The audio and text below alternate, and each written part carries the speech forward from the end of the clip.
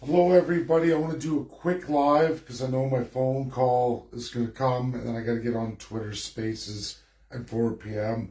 I want to do this live. I'm going through posts and it's a lot of the same old, that provinces like Alberta or Quebec have all these wonderful things that are going to happen in independence or even provincial statehood when the question bears to mind, why have you not done these things empowered to you already in your province? First thing up, property rights. No province or territory in Canada has enshrined property rights. This is so important, not just for Canadians, because that's a power of the provinces and territories. It's also a power that any province can settle out all First Nations in the three S's that America has settled out in their provinces. It's not the full equation, but it's a majority of the equation. Meaning, if First Nations were to get water, to get expanded reserves, real land settlements, they could do a majority of that now. Absolutely all water, all property rights, all powers to incorporate, run their own businesses. The provinces and territories could have already done that. So when you talk about sovereignty, independence, and these things you're going to go for, why have you not gone for your civil rights? These are your civics. Your water, your property, your rights to business, your rights to the land, the resources, and the water. That is all provincial power. Why have you, the people, never gone for that in what are called provincial constitutions? Do you think Americans are dumb? That's the title of this quick video.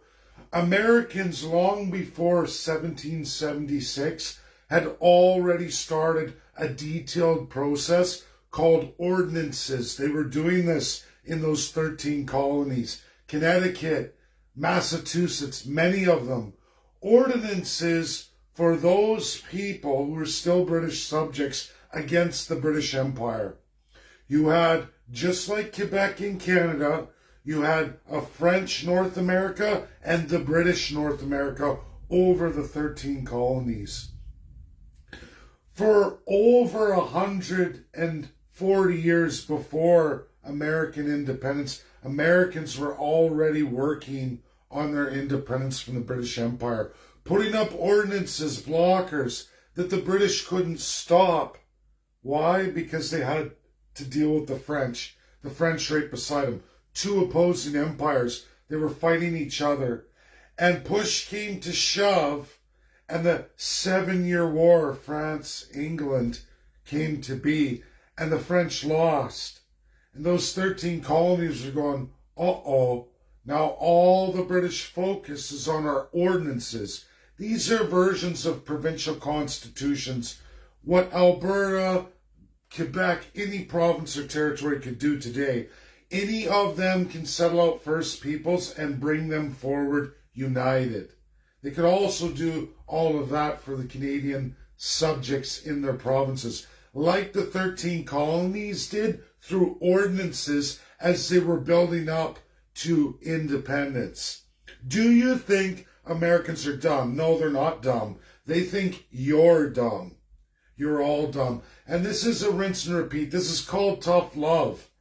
Over and over again, post after post, people hammering with, oh, post this, post that, we're going to do this, we're going to do that.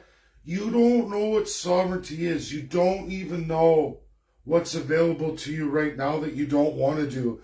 Do you think Americans are dumb?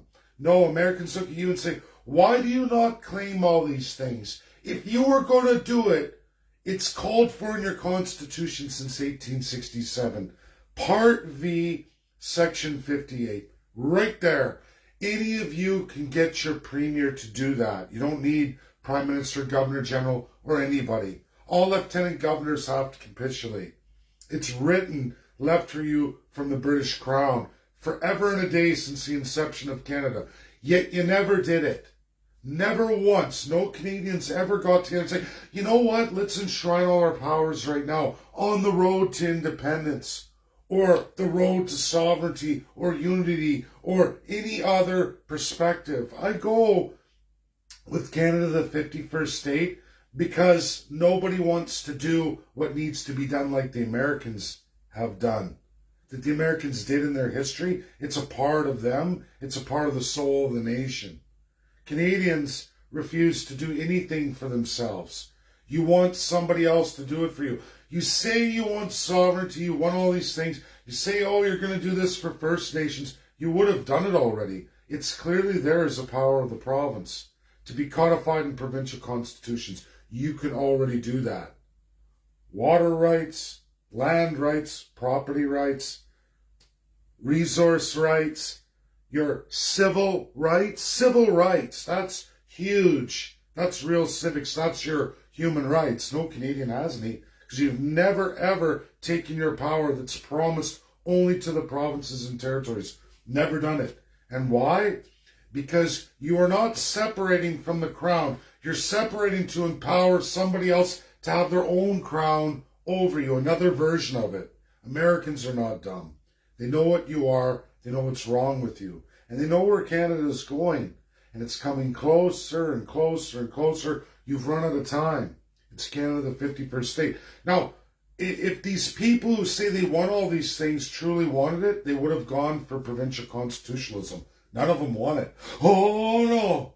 No, we don't want any of those. We want the crown for ourselves. We want to take the big crown and make it ours in our little province. We want to carry on just like Trudeau, Carney, Harper, and every single other prime minister in Canada. We want that power for ourselves over these particular people, these resources, these lands. They want it to be theirs. A small group. Not all of you. If it wasn't that way, you would have pursued provincial constitutionalism. You would have had powers of the people.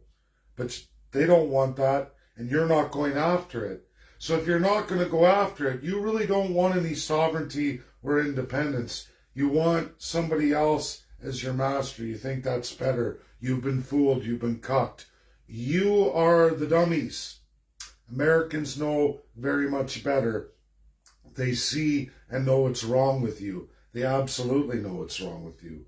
It's institutionalization. It's poison for the brain. Until people wake up that you're never going to get anything you want. Quebec, Alberta, or anybody else, First Nations, or anybody else, until you're going to go through that door. Open up your Part V since 1867. Go through it. It's tremendous. Section 92, all the way up to 140, 141, all go into the powers of a province. Massive of our Constitution. Been there forever. Forever. And none of you want to do it. None of you want to, no, I don't want any powers. Okay. So who's going to get the powers? My next dictator of my province. I'm a cuck, a fool for the elite. Fragmenting Canada, breaking apart, that's not what USA wants. They don't want 10 different little autocratic Canadas all going in different directions. They don't want that. The best solution, the security for America, is Canada the 51st state, where they impose all that on you. Yes, they do it for you. But it'll come at a cost for all Canadians. Canadians could do it for themselves, but they don't have it in them. They're too institutionalized, too long. And again, if you don't understand provincial constitutionalism, you're the dummy, not the Americans. The Americans are highly intelligent. You're highly down here at a more primitive state of being in your mind. Not that you're unequal, you're just institutionalized. You've been too long, too many generations inside an autocracy that you now believe in. It's in your DNA. We're very separated from Americans, probably by almost 400 years. That's the reality here. And it's genetically changed the offspring of Canadians into subjugation. It's a slave mentality. The slave's mentality. It's generational now. It's in your DNA. That's my video. Hate to be brutal, but share, get it out there. Join me at 4 as we go into some real key stuff here. Bye now.